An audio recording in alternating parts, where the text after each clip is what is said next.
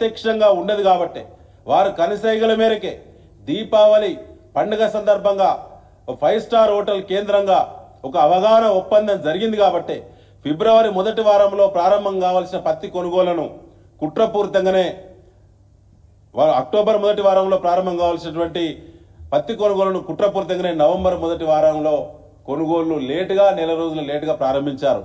దానివల్ల రెండో పికింగ్ అయిన తర్వాత మూడో పికింగ్ దశలో ఉన్నటువంటి రైతుకు మాత్రమే మద్దతు ధర మరి అందుబాటులోకి వచ్చింది తప్ప ఫస్ట్ పికింగ్ సెకండ్ పికింగ్ చేసినటువంటి పత్తి రైతులకు మద్దతు ధర ముఖ్యమైంది.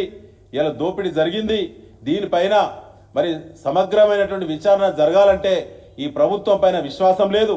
ఈ ప్రభుత్వానికి సిగ్గుంటే కాంగ్రెస్ పార్టీకి మరి రైతుల దోపిడీ చేసింది మరి వాళ్ళు రేషానికి వస్తే వాళ్ళ ప్రభుత్వం వెంటనే దిగి వచ్చి మరి సిట్టింగ్ జడ్జిచే, ఎందుకంటే ఇది భారీ కుంభకోణం, ఇది 25 లక్షల మంది పత్తి రైతుల చెమటను ఇలా దోపిడీ చేసినటువంటి అతిపెద్ద కుంభకోణం కాంగ్రెస్ పార్టీ రెండోసారి పాల్పడ్డది రైతుల మీద.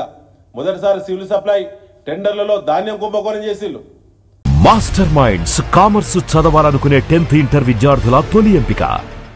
కోర్టుల నుంచి తప్పించుక తిరుగుతున్నారు. ఇవాళ స్వయంగా సిసిఐ కేంద్రంగా 25 లక్షల మంది రైతులను దోపిడీ చేసింది కాంగ్రెస్ పార్టీ ప్రభుత్వం. దీనిలో పెద్ద నష్టం ఉన్నది కాబట్టి సిట్టింగ్ జడ్జి చేత న్యాయ విచారణ చేయాలని, బాధ్యులను వెంటనే చర్యలు చేయాలని రైతులకు రావాల్సిన, ఎందుకంటే క్రాప్ బుకింగ్ పోర్టల్లో వ్యవసాయ శాఖ రైతు వేదికల ద్వారా ఏఈఓల దగ్గర ఉన్నటువంటి క్రాప్ బుకింగ్ పోర్టల్లో రైతుల యొక్క సమగ్ర వివరాలు ఉన్నవి. అందులో చాలా స్పష్టంగా రైతులకు సంబంధించిన దాంట్లో ఇలా 44 లక్షల ఎకరాల విస్తీర్ణం, 25 లక్షల మంది రైతుల యొక్క వివరాలు క్రాప్ బుకింగ్ పోర్టల్లో ఉన్నవి.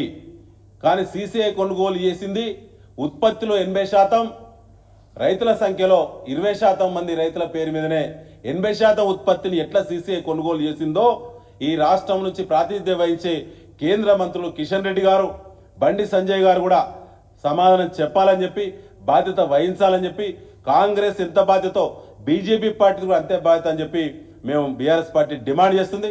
దీనిపైన వెంటనే విచారణ జరగకుంటే సిసిఐ మరి రీజనల్ ఆఫీసును, సిసిఐ జనరల్ మేనేజర్ ఆఫీసులను బీఆర్ఎస్ పార్టీ ఆధ్వర్యంలో రైతులు పెద్ద ఎత్తున మరి ముట్టడి చేస్తారు, నిరసనలు చేస్తారని చెప్పి ఈ సందర్భంగా మేము డిమాండ్ చేస్తా ఉన్నాం.